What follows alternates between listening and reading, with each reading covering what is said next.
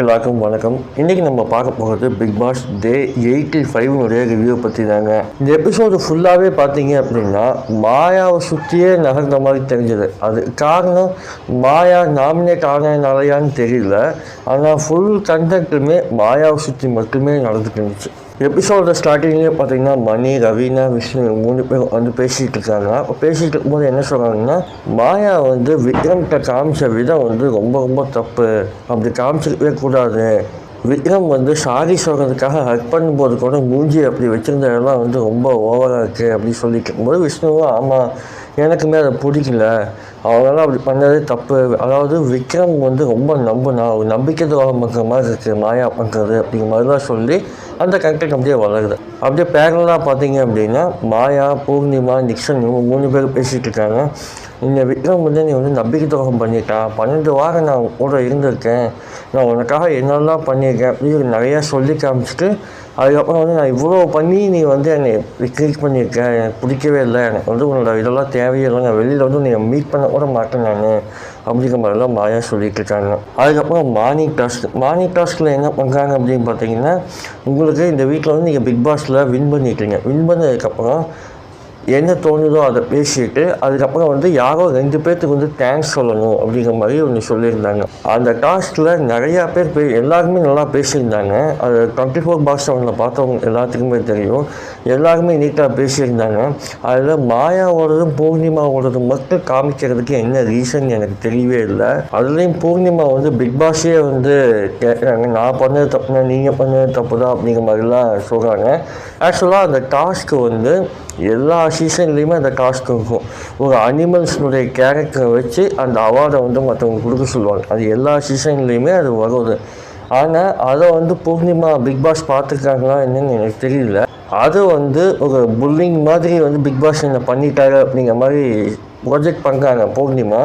அப்படிலாம் கிடையாது. எல்லா சீசன்லேயுமே அந்த டாஸ்க் நடக்கும். தவளை, முதலை அப்படி சொல்லி ஒவ்வொரு நேமை சொல்லி அந்த கண்டஸ்டன்ஸ்க்கு அந்த கேரக்டர் அடிப்படையில் அதை வந்து அந்த அவார்டு கொடுக்க சொல்லுவாங்க. லிட்டரலாக ஒருத்தனை நீ வந்து நாய், நீ வந்து பன்னி அப்படின்னு சொல்லி திக்கிறதுக்கும் ஒரு அனிமலினுடைய கேரக்டர் வந்து உங்கள்கிட்ட இருக்குது, அதனால் இந்த அவார்டு தரேன் அப்படி சொல்கிறதுக்கும் 2க்கு வித்தியாசம் இருக்குது. அதை போய் வந்து புரிஞ்சிக்காமல் பிக் பாஸே வந்து என்னை புள்ளி பண்ணிட்டாரு அப்படிங்கிற மாதிரி வந்து பூர்ணிமா ப்ராது கொடுத்துட்டு இருந்தாங்க. அது எனக்கு பெருசாக வந்து கை தக்கிற அளவுக்குலாம் ஒன்றுமே இல்லை அந்த ஸ்பீச்சில். மற்ற உள்ளவங்கெல்லாம் வந்து ரொம்ப பிரேவாக பேசிட்டாங்க அப்படிங்கிற மாதிரிலாம் பேசிட்டாங்க. எனக்கு அப்படிலாம் எதுவுமே தோணவே இல்லை. அவ்வளோ தைரியமாக பேசுகிற பூர்ணிமா அன்றைக்கி ஸ்டேஜில் கமல்ஹாசன் வந்து காக்ரோச்சை பற்றி பேசும்பொழுது, விக்ரமை வச்சு பேசும்பொழுது பூர்ணிமா கமல்ஹாசன்கிட்டே கேட்டுக்கலாமே தான். அப்போ பிக் பாஸுமே எங்கள் தலையில் வந்து தவறைன்னு சொல்லி மாற்றி விட்டாங்க சார், அப்போ அதுக்கு இதுக்கு என்ன வித்தியாசம் அப்படின்னு கமல்ஹாசன்கிட்டே கேட்டுக்கலாம்ல, ஏன் கேட்கவே இல்லை அப்படிங்கிற கேள்வி நம்மளுக்குள்ளே வருது. அதுக்கப்புறம் பார்த்திங்க அப்படின்னா ரவீனா வந்து அர்ச்சனாகிட்ட வந்து சொல்கிறாங்க, இந்த மாதிரி வந்து நீங்கள் நிறைய வேலை வாங்குறீங்க, ஹெல்ப் தான் கேட்குறீங்க, ஆனால் வந்து உங்கள் வேலையை நீங்களே செஞ்சுக்கலாம், அதை கூட மற்றவங்கள வச்சு வாங்குறீங்க அப்படிங்கிற மாதிரிலாம் சொல்லி கேட்டிருந்தாங்க. அது ஏதோ ஒரு நியாயமாக தான் பட்டுது. அர்ச்சனா வந்து எல்லாத்துக்கிட்டையும் வந்து ஓவராக அட்வான்டேஜ் எடுத்துக்கிறாங்கன்னு தோணுது. அதாவது அவங்களே செஞ்சக்கூடிய வேலை கூட மற்றவங்களுடைய ஹெல்ப்பு கேட்குற மாதிரி தோணுது. அந்த டீ போகிற இன்சிடென்ட்லையுமே அதுதான் நடந்துச்சு. அந்த ஸ்டவ்க்கிட்டே தான் உட்காந்துட்டு இருந்தாங்க. அவங்களே நினச்சா ஆஃப் பண்ணியிருந்துருக்கலாம். அதை விட்டுட்டு விக்ரம் நீ வந்து ஆஃப் பண்ணுன்னு சொல்லி அது ஒரு பெரிய பிரச்சனையாக மாற்றினாங்க. ஸோ அந்த கேரக்டர் அர்ச்சனாகிட்ட இருக்குதான். அதை வந்து யாரும் மறுக்கலாம் முடியாது. அதை நீட்டாக வந்து அர்ச்சனாகிட்ட வந்து ரவீனா வந்து சொல்கிறாங்க. அதே சமயத்தில் வந்து அந்த குழந்தைங்க இன்சிடென்ட்னு சொன்னாங்க, அது என்னால் ஏற்றுக்க முடியல, அது தப்பு. ஏன்னா வந்து அவங்க சும்மா விளையாட்டுக்கு தான் சொன்னாங்க. அர்ச்சனா நோன்னு சொல்கிறதெல்லாம் வந்து குழந்தைகிட்ட விளையாட்டாக தான் சொன்னாங்க. அதை வந்து ரவீனா வந்து ரொம்ப பெருசாக எடுத்துக்கிட்டு நீங்கள் குழந்தைகளுக்குலாம் வந்து நெகட்டிவ் கற்றுக் கொடுக்குறீங்க, பாசிட்டிவ் கற்றுக் கொடுங்க அப்படிங்கிற மாதிரிலாம் பேசிட்டு இருந்தாங்க. அதை என்னால் ஏற்றுக்க முடியல, அது தப்பாக தான் தோணுச்சு. பட் ஆனால் இந்த வேலை விஷயத்தில் ரவீனா அர்ச்சனா சொன்னது வந்து நியாயமாக பட்டுச்சு.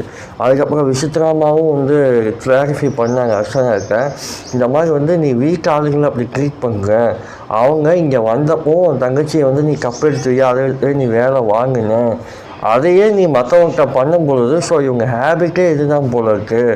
ஸோ அதனால் இது நம்ம எப்படியாவது சொல்லி அவங்க புரிய வைக்கணும்னு சொல்லி தான் அவங்க இதை பண்ணுறாங்க, நீ அதை புரிஞ்சுக்கா அப்படின்னு சொல்லும்போது அர்ச்சனா உடனே வந்து அழுக ஆரம்பிச்சிட்டாங்க. இதான் என்னோடய வே ஆஃப் லவ், நான் இப்படி தான் என்னோட லவ்வாக காமிப்பேன், வேலை வாங்குறதுலாம் ஒரு லவ்வாக அப்படிங்கிற மாதிரி தான் எனக்கு இருந்துச்சு. அது கொஞ்சம் கூட கன்வின்சிங்காக இல்லை, எனக்கு கன்வின்சிங்காக இல்லை. அது எப்படி வேலை வாங்குறது லவ்வாக இருக்க முடியும்? அதுக்கப்புறம் இந்த டாக்லாம் முடிஞ்சதுக்கப்புறம் நாமினேஷன் ஸ்டார்ட் ஆகுது. நாமினேஷனில் எல்லாரும் வந்து நாமினேட் பண்ணுறாங்க. தினேஷ் வந்து விசித்ராவை நாமினேட் பண்ணுறாங்க, விசித்ரா திருப்பி தினேஷை நாமினேட் பண்ணுறாங்க. அது வழக்கமாக தெரிஞ்சது தான். அது இதில் எனக்கு என்னென்னா மாயா பேசினது வந்து ரொம்ப கேவலமாக இருந்துச்சு. என்னென்னா அவங்க என்ன நினச்சிக்கிறாங்கன்னா அவங்க பேசுகிற விஷயங்கள் மட்டும்தான் புத்திசாலித்தனம், அவங்க பேசுகிறது மட்டும்தான் மேதாவித்தனம்னு நினச்சிக்கிறாங்க. ஆரம்பிக்கும் போது நீங்கள் 13 வாரம் தாண்டி நீங்கள் வந்து கேவலமாக நாமினேட் பண்ணுறீங்க அப்படிங்கிற மாதிரிலாம் சொல்கிறாங்க. அது எப்படி அந்த வார்த்தையெல்லாம் பிரயோகப்படுத்துகிறாங்கன்னு தெரியல. அதுக்கு தான் விஷ்ணு காண்டாகி திட்டி விட்டாரு மாயாவும் தன்னோட வார்த்தைகள்லாம் இருக்காங்க, போயா அப்படி வா போகணுலாம் பேசுகிறாங்க. அதெல்லாம் பார்க்கறதுக்கு ரொம்ப அநாகரிகமாக இருக்குது. மாயா அதான் தொடர்ந்து மற்றவங்களை ரெக்ரெசிவ்னு சொல்ல அவங்களுடைய ரிக்ரெசிவ், அதாவது பிற்போக்குத்தனங்கள் வந்து வெளியில் வந்துகிட்டே இருக்குது. மாயா அவ்வளோ முற்போக்குவாதியெல்லாம் கிடையாது. இதுக்கு இடையில நிக்சன் நாமினேட் பண்ணும்போது கூட நீங்கள் வந்து அடுத்த அவங்க இடத்துக்குள்ள பிரச்சனை அப்படின்னா அவங்க இடத்துக்கு பேசிக்கணும், பேசாமல் நீங்கள் வந்து நாமினேட் பண்ணுறீங்க அப்படிங்கிற மாதிரிலாம் அது புத்திசாலித்தனமாக நிக்சன் வந்து பேசினார். அர்ச்சனாவும் ரவீனாவும் நாமினேட் பண்ணதுக்கான காரணம் அந்த இஷ்யூ காரணமாக இல்லை.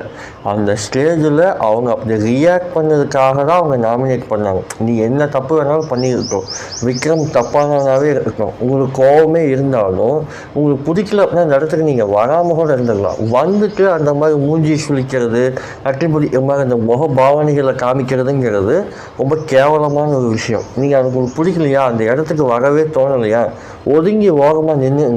அதுதான் ஆக்சுவலி நல்ல நாகரிகமான முறை. அது அதை விட்டுட்டு வந்து ஒரு மாதிரி சின்ன குழந்தைகள்லாம் வந்து காமிக்கல கோவத்தில் அந்த மாதிரி பண்ணிகிட்டு இருந்துட்டு அதை சொன்னால் வந்து என்னோடய கோவத்தை நான் இப்படி தான் வெளிப்படுத்துவேன் அப்படின்னு மாயா சொல்லிகிட்டு இருக்காங்க. அது நிக்சன் வேறு சப்போர்ட் பண்ணுறாரு. அதாவது விஜயவர்மாவும் அதே மாதிரி தான். விஜயவர்மா ஏன் மாயாவுக்கு அவ்வளோ பயப்படுறாருன்னு தெரியல. மற்றவங்க அது பல விஷயங்கள் வந்து தெரியறதுக்கு வாய்ப்பு இல்லை. ஆனால் விஜயவர்மாவுக்கு நிறையா விஷயங்கள் வந்து பார்த்துட்டு வந்துருக்கலாம்.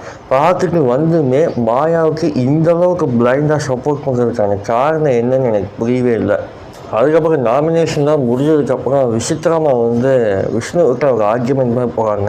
என்ன சொல்கிறாங்கன்னா, விக்ரமை இத்தனை வாரம் காப்பாற்றுனதே வந்து மாயாதா அப்படிங்கிற மாதிரிலாம் வந்து சொல்லும்போது விஷ்ணு பயங்கரமாக டென்ஷன் ஆகிட்டாங்க. உங்களுக்கு தெரியாது மாயா வந்து விக்ரமை எந்த அளவுக்கு அசிங்கப்படுத்தினாலும் உங்களுக்கு தெரியுமா முதல்ல அப்படிங்கிற மாதிரிலாம் பேசினேன். இது எப்படி விசித்ரா எப்படி பிளைண்டாக வந்து மாயா சப்போர்ட் பண்ண ஆரம்பித்தாங்கன்னு தெரியல. அவங்களுமே கிட்டத்தட்ட வந்து விஜயவர்மா மாதிரி தான் மாயாவுக்கு வந்து ரொம்ப சப்போர்ட் பண்ணுறாங்க.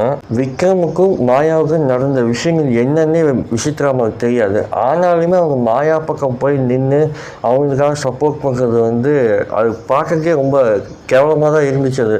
அதை தான் விஷ்ணு உடச்சி விட்டாங்க. உங்களுக்கு வேணால் வந்து மாயா வந்து எப்படி வேணாலும் இருக்கலாம், நான் சொல்கிறது என்னோடய பாயிண்ட் ஆஃப் வியூ இது தான். மாயா வந்து ஒரு நம்பிக்கை துரோகம் மாதிரியான ஒரு கேம் தான் விளையாடுறாங்க. உங்களுக்கு வேணால் நீங்கள் மாயாவை தூக்கி வச்சுங்க அப்படிங்கிற மாதிரிலாம் சொல்லிட்டு அவர் கிளம்பி போயிட்டாரு. அதுக்கப்புறம் அர்ச்சனாவும் மாயாவும் வந்து சொல்கிறாங்க.